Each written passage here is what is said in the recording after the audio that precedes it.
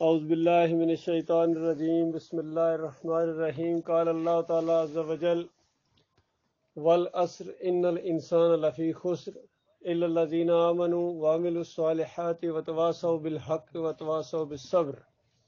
یہ قرآن کی ایک چھوٹی سی سورہ آپ کے سامنے پڑھی ہے۔ اس کے اندر اللہ تعالیٰ نے کامیابی کا طریقہ بتایا ہے اور ناکامی سے بچنے کا طریقہ بتایا ہے۔ اور ہم سب جانتے ہیں کہ جس نے پیدا ہوا ہے اس نے ایک دن مرنا ہے۔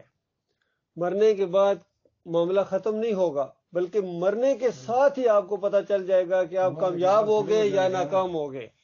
کامیاب ہو گئے تو ہمیشہ کی جنتیں ہیں، ہمیشہ کی بادشاہی ہے، ہمیشہ کے اچھے کھانے ہیں، اچھے لباس ہیں، اچھے جیون ساتھی ہیں، اور سب کچھ اتنا زبردست ہوگا جو آج بڑے بڑے بادشاہوں نے دیکھا نہیں ہے۔ یقین کیجیے، یہ کیا بلڈنگیں ہیں، یہ برج خلیفہ کیا چیز ہے، اس سے اونچے اونچے محل ہوں گے مومنوں کے، 60 میل اونچے، اندازہ لگائیے مومنوں کے محل اللہ تعالیٰ نے تیار کر کے رکھے ہوئے ہیں۔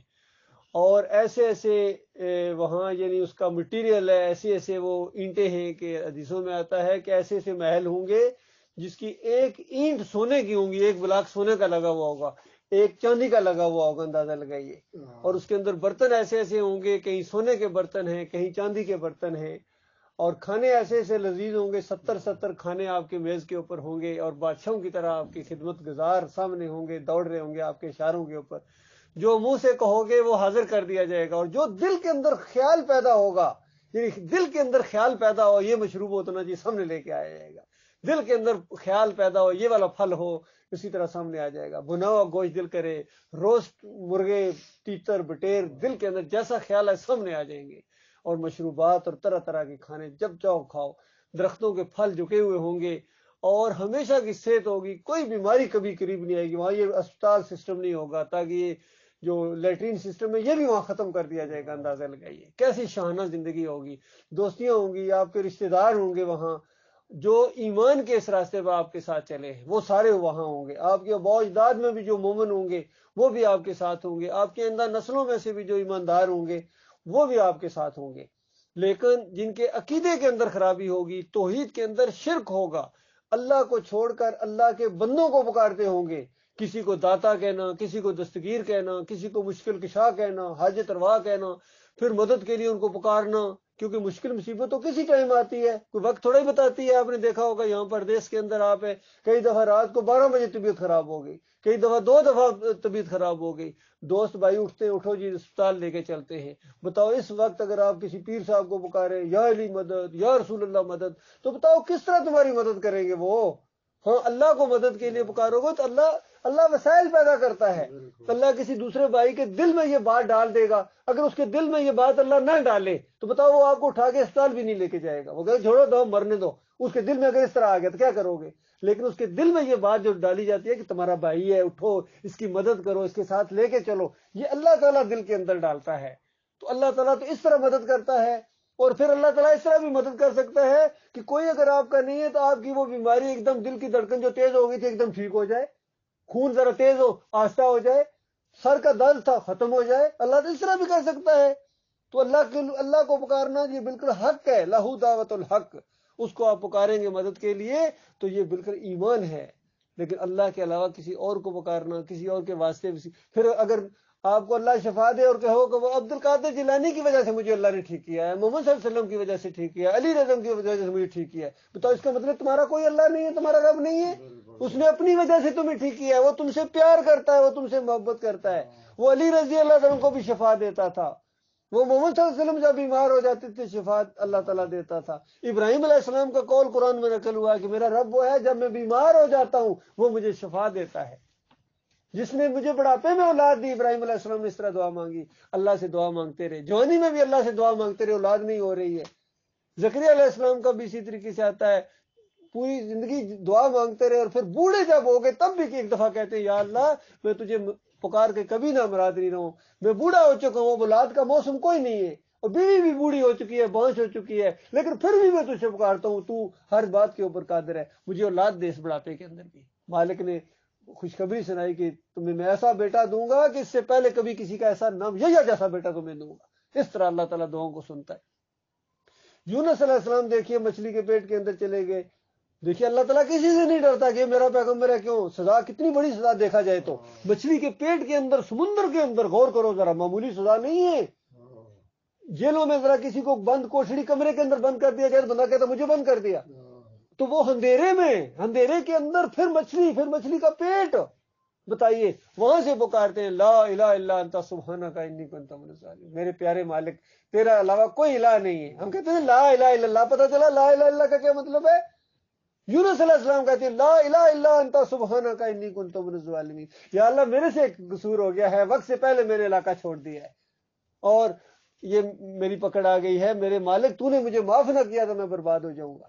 اسی طرح آدم علیہ السلام نے اللہ تعالیٰ کو پکارا تھا، ہر پیغمبر نے اللہ تعالیٰ کو پکارا مدد کے لیے. یہ تعلیم ہے. مسلمان اللہ کو پکارتا ہے، کسی اور کو نہیں پکارتا ہے. اللہ کو پکارو گے تو مسلمان ہو، کسی اور کو پکارو گے تو غیر مسلم ہو. پھر آپ چاہے نبی کو پکارنا، فرشتے کو پکارنا، قبر کو پکارنا، مورتی کو پکارنا، جس کو بھی پکارو گے اللہ کے علاوہ، اللہ تعالیٰ کہتا ہے یہ شرک کرتا ہے، میرے ساتھ شریک ٹھہرا، میرے مقابلے میں کھڑا کر دیا ہے. تو مالک فرماتا ہے یہ معاف نہیں کروں گا. بس بڑے سے بڑا گناہ ہو جائے میں معاف کرنے کے لیے تیار ہوں. مالک فرماتا ہے چور کو ایک دن معافی ہو جائے گی، ڈاکو قاتل ایک دن معاف ہو جائیں گے، لیکن شرک کرنے والے کی کبھی معافی نہیں ہوگی.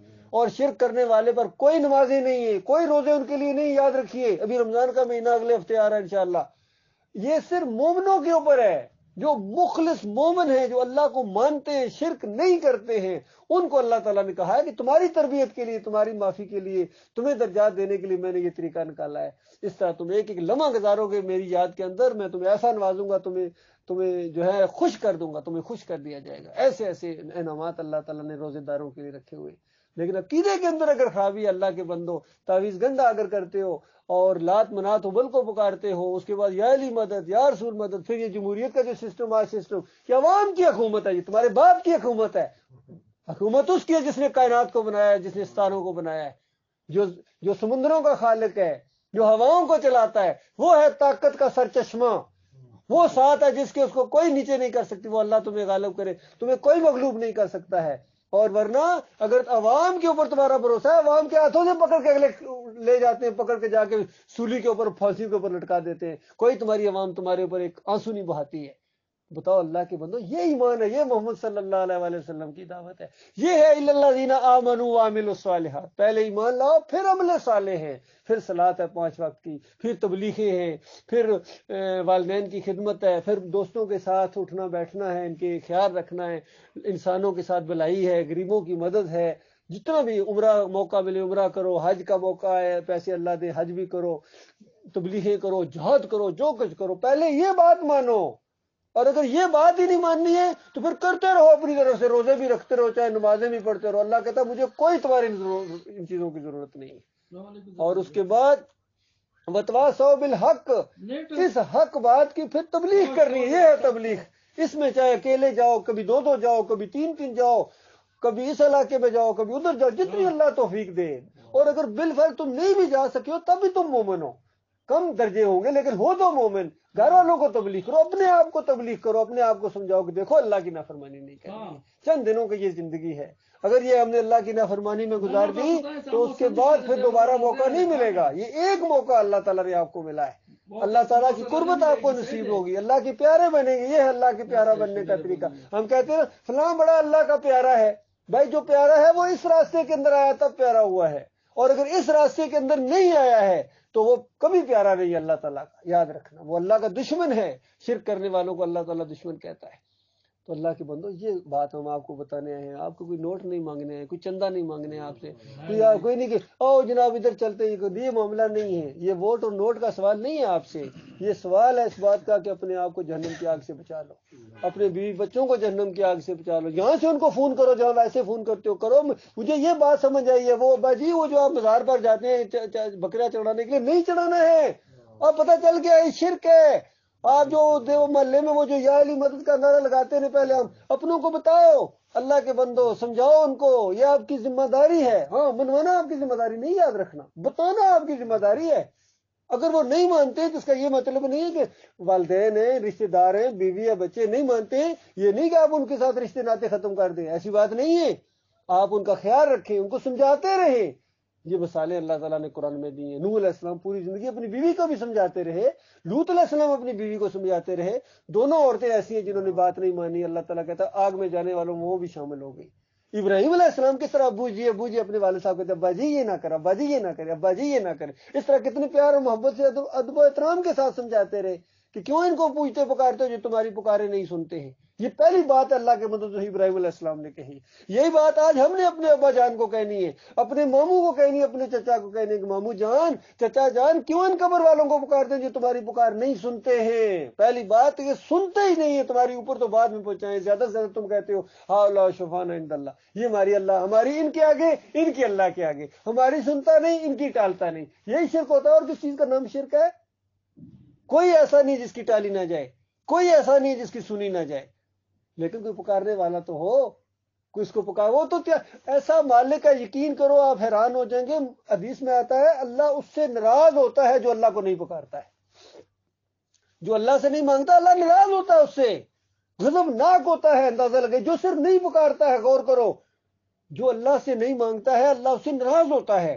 تو غور کرو جو کسی اور سے پکارتا ہے وہ تو اگلے درجے کی گمراہی ہے، اس سے تو اللہ تعالیٰ بھی غصے ہوتا ہے کہ تو صرف اگر مجھے نہ پکارتا تو یہی میری ناراضگی تھی، تو کسی اور کو پکارنا شروع ہو گیا۔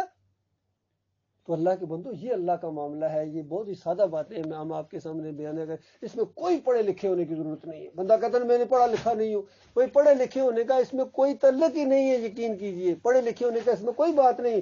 ایمان عقیدے کو سمجھنے کے لیے پڑھے لکھے ہونے کا کوئی معاملہ نہیں ہے، اس کے لیے اتنی عقل چاہیے، اتنی عقل چاہیے۔ دیکھو باہر آپ گلی میں کھڑے ہوتے ہیں، بارش آ جائے اندر آ جاتے ہیں، بتائیے کتنا عقل چاہیے اس کے لیے۔ ہوائیں اللہ چلاتا ہے، بارشیں اللہ برساتا ہے، روزی کا انتظام اللہ کرتا ہے۔ دیکھو یہ جو روٹی پکتی ہے کس نے یہ گندم اگائی تھی، کس نے یہ سارے معاملات کیے ہیں؟ اللہ تعالیٰ نے۔ اللہ تعالیٰ ہمارے لیے رزق کا انتظام کرتا ہے، تو پھر داتا کون ہوا؟ داتا کا مطلب ہے جو روزی دے، جو روزی کا انتظام کرتا ہے آپ کے لیے۔ ہم سوئے ہوتے ہیں، کہاں سے کنٹینر چلتے ہیں، اس میں پھل آ رہے ہوتے ہیں، سبزیاں آ رہی ہوتی ہیں، وہ آپ کی خدمت کے لیے اللہ تعالیٰ نے یہ سارا نظام بنا دیا۔ کہاں آپ مارکیٹ میں جاتے ہیں، یہ برازیل کے مالٹے ہیں جی، یہ ترکی کے ہیں جی انڈے، یہ فلاں سے کہاں سے مرغی نے کہاں انڈا دیا اور کہاں سے چلتا چلتا آپ کے کچن تک آیا ہے۔ بتاؤ یہ کون کر رہا ہے؟ یہ تمہارا مالک ہے جو کر رہا ہے، یقین کیجیے اس نے یہ نظام چلایا ہوا ہے، ہر چیز کو آپ کی خدمت میں لگا دیا۔ کپڑے باہر جا کے ڈالتے ہیں، دھوتے ہیں، سورج آپ کی کپڑوں کو سکھاتا ہے۔ بتائیے کون کر رہا ہے؟ سورج کس نے بنایا ہے؟ پیر صاحب نے بنایا ہے یا مولوی صاحب نے بنایا ہے؟ اللہ نے بنایا ہے، یقین کیجئے۔ چاند کی وجہ سے، چاند کی روشنی کی وجہ سے یہ پھل پکتے ہیں۔ مالک فرماتا ہے پھلوں کو دیکھو، ان کے پکنوں کے اوپر غور کرو، کون پکار رہا ہے میرے بھائیوں۔ دیکھو بکریوں کو، ان کے پیٹوں کے اندر بچے کون بنا رہا ہے، بیڑوں کے پیٹوں کے اندر بچے کون بنا رہا ہے، گائے کے اندر، بھینس کے اندر بچے کون بنا رہا ہے، اور پھر بچہ باہر آتا ہے دودھ ساتھ ہی آ جاتا ہے۔ اس ہمارے ساتھ بھی ایسا معاملہ ہوا ہے۔ اور بتائیے وہ گھاس کھاتی ہے، بھوسا کھاتی ہے گائے، تو اس کے اندر جاتا ہے، پانی جاتا ہے تو کہیں سے دودھ نکل رہا ہے، کہیں سے پیشاب نکل رہا ہے، اندازہ لگائے، کہیں سے گوبر نکل رہا ہے۔ کون کر رہا ہے میرے پیارے بھائیوں؟ یہ پیر صاحب کر رہے ہیں یا پیرانے پیر کر رہے ہیں؟ وہ یہ اللہ رب العالمین کر رہا ہے میرے پیارے بھائیوں۔ داتا اللہ ہے، مشکل کشا اللہ ہے، حاجت روا اللہ ہے، غوث اللہ ہے۔ اس کو پکارو، پکار کے تو دیکھو نا، وہ فقیر کو بادشاہ بنانے کے اوپر پوری قدرت رکھتا ہے۔ مالک فرماتا ہے میں جس کو چاہوں حکومت دوں، میں جس کی چاہوں حکومت چھین لوں۔ مالک ایسی قدرت، وہ کسی سے نہیں ڈرتا ہے۔ اس نے یہ نہیں کہا کہ میں صرف پاکستانیوں کی حکومت چھین لوں، وہ عام بات کی، چاہے امریکہ کا کوئی صدر ہے، چاہے چائنا کا ہے، روس کا ہے، فرانس کا ہے۔ مالک فرماتا ہے میں جس کو چاہوں حکومت چھین لوں، ایک لمحے کے اندر وہ حکومت چھیننے کے اوپر پوری قدرت رکھتا ہے۔ اور چلو چھیننا کیا، وہ تمہیں موت دے دے، بتاؤ تمہاری کدھر گئی حکومت، تمہاری ختم ہو گئی۔ وہ تمہیں بیمار کر دے، وہ تمہیں پاگل کر دے، تمہارا کام اگر دماغ کام کرنا چھوڑ دے، تمہاری حالت کیا ہو جائے میرے پیارے بھائیو۔ غور کرو کس طرح اللہ کا کنٹرول ہے اپنے بندوں کے اوپر۔ اس لیے اس کی بات ماننی ہے، اس کے سامنے دیکھیے کہ نظر نہیں آپ کو آئے گا، یہاں آئے دیکھو چھوٹا سا ملک ہے، نقشے کے اوپر نظر بھی نہیں آتا یہ بحرین۔ بتاؤ کبھی آپ کو کنگ نظر آیا ہے؟ اس کا حکم چلتا ہے یا نہیں چلتا ہے؟ یہ سسٹم بتا رہا ہے کہ یہ کنگ ہے، تبھی تو یہ سسٹم چل رہا ہے۔ تو یہ کائنات کا جو نظام چل رہا ہے یہ ایک اللہ چلا رہا ہے، اور اکیلا چلا رہا ہے، کوئی اور نہیں ہے۔ اس لیے ہمیں غور کرنا چاہیے ان باتوں کے اوپر۔ جو باتیں ہمارے اندر ایسی آئیں جو قرآن اور حدیث کے خلاف ہوں تو اس کو ہم چھوڑ دیں، یہ فائدہ ہے ہمارا۔ یہ بات جو صورت چھوٹی سی آپ کے سامنے پڑی یہی ہے کہ پہلی بات ایمان خالص کرو، پھر عمل کرنے کی کوشش کرو. یہ عمل کی دنیا ہے. آگے جزا اور سزا کی دنیا ہے. مرنے کے بعد کوئی عمل نہیں ہے، یقین کیجیے. نہ نمازیں ہیں، نہ روزے ہیں، نہ تبلیغ ہے، نہ کچھ بھی نہیں ہے. مرنے کے بعد یا سزا ہے یا جزا ہے، یہ ہے. اور اس کے بعد مالک فرماتا ہے یہ تین چیزیں آ جائیں، اس کے بعد چوتھی چیز اور آخری بات یہ ہے کہ گھبرانا نہیں ہے. گھبرانا نہیں، جیسے عمران خان کہتا ہے گھبرانا نہیں ہے. وہ تو دنیا کی خاطر کہتا ہے گھبرانا نہیں ہے، اور ہم تو دین کی خاطر کہہ رہے ہیں گھبرانا نہیں ہے. اللہ کی بات پیش کرنی ہے. اللہ کی وجہ سے تمہیں لاٹھیاں پڑے، اللہ کی وجہ سے آنسو گیس کے اندر سے گزرنا پڑے، یہ اللہ کی راہ میں جہاد ہوگا. یہ جہاد ہے. باقی تم اقتدار کی خاطر لڑو، تم اس کے بعد جب اقتدار آ جاتا ہے تم نظر بھی کو نہیں آتے ہو. غریب تمہارے تک پہنچ ہی نہیں سکتا ہے، ایسا تمہارا سسٹم ہے. اللہ کے بندو، یہ اپنی دنیا کی خاطر تمہاری دنیا اور آخرت دونوں برباد کر رہے ہیں. لہذا کھولو اپنے دماغ کو، سوچو، غور کرو. ان کی آپس میں کی لڑائی ہے، جس طرح دو بھینسوں کی لڑائی میں فصل برباد ہوتی ہے. یہ آپس میں ان کی تقریریں سنو. ایک تقریر پوری زندگی فلاں ایسا ہے، فلاں ایسا ہے، فلاں ایسا. دوسرا کہتا فلاں ایسا ہے، فلاں ہے. اور تم کیا ہو؟ عوام پس رہی ہے. اور یہ عوام قصوروار ہے، مجرم ہے، اس لیے پس رہے. ایسے اللہ کسی کو ویسے نہیں سزا دیتا، وہ انصاف کرنے والا مالک ہے. یہ عوام ہے جو شرک کرتی ہے، شرک کرنے والوں کو پسند کرتی ہے. یہ عوام ہے زیادہ.